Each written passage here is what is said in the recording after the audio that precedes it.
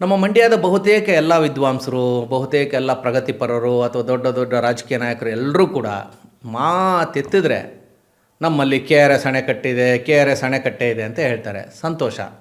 K R S ಅಣೆಕಟ್ಟೆ ಇದೆ. ಕರ್ನಾಟಕದ ಆರ್ಥಿಕ ಅಭಿವೃದ್ಧಿಗೆ ಅದು ಪೂರಕವಾಗಿದೆ.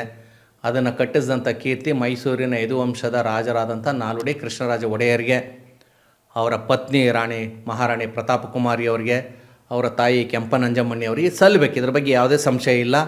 ಆಮೇಲೆ ವಿಶ್ವೇಶ್ವರಯ್ಯನವರ ಆದಿಯಾಗಿ ಸಾಕಷ್ಟು ಜನ ದಿವಾನರುಗಳು, ಬ್ರಿಟಿಷ್ ಅಧಿಕಾರಿಗಳೆಲ್ಲ ಕೆಲಸ ಮಾಡಿದ್ದಾರೆ. ಅದು ಎಲ್ರಿಗೂ ಅವ್ರಿಗೆ ಸಲ್ಲಬೇಕು. ಅದಕ್ಕೋಸ್ಕರ ಅಲ್ಲಿ ನಾಲ್ವಡಿ ಕೃಷ್ಣರಾಜ ಒಡೆಯರ್ ಸಾಗರ, ಕೆ ಆರ್ ಎಸ್ ಕೃಷ್ಣರಾಜ ಸಾಗರ ಅಂತ ಹೆಸರಿಟ್ಟಿದ್ದಾರೆ. ಅದರ ಬಗ್ಗೆ ನಂದು ಯಾವುದೇ ತಕರಾರಿಲ್ಲ. ಈ ಅಣೆಕಟ್ಟೆಯನ್ನು ಮೈಸೂರಿನ ಮಹಾರಾಜರು ಕಟ್ಟುವಾಗ ಅವರಿಗೆ ಸ್ಫೂರ್ತಿ ಎಲ್ಲಿಂದ ಬಂತು? ಕಾವೇರಿ ನದಿಗೆ ಒಂದು ಅಣೆಕಟ್ಟನ್ನು ಕಟ್ಟಬೇಕು ಅಂತ ತೀರ್ಮಾನ ಮಾಡಿದಾಗ ಮೈಸೂರಿನ ಯದುವಂಶದವರು ಯಾರೋ ಒಬ್ಬರು ಅವ್ರಿಗೆ ಹೇಳಿರ್ತಾರೆ, ಇಲ್ಲಿ ಟಿಪ್ಪು ಸುಲ್ತಾನ್ ಕಾಲದಲ್ಲಿ ಒಂದು ಅಣೆಕಟ್ಟೆ ಕಟ್ಟೋದಕ್ಕೆ ಪ್ಲ್ಯಾನ್ ಹಾಕಿದ್ದ, ಅದರ ಪರ್ಷಿಯನ್ ಶಾಸನ ಇಲ್ಲಿದೆ ನೋಡಿ ಅಂತ ತೋರಿಸಿದ್ದಾರೆ. ಇವರು ಹೋಗಿ ಅದನ್ನು ನೋಡಿದ್ದಾರೆ. ಇವತ್ತಿಗೂ ಕೂಡ ನಾವು ಕೆ ಆರ್ ಎಸ್ಸಿನ ಮಹಾದ್ವಾರದಲ್ಲಿ ಆ ಪರ್ಷಿಯನ್ ಶಾಸನ ನೋಡ್ಬೋದು.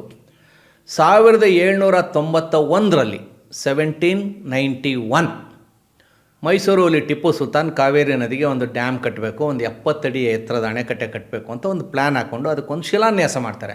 ಅದೇ ಇವತ್ತಿಗೂ ಅಲ್ಲಿರುವಂಥ ಶಾಸನ.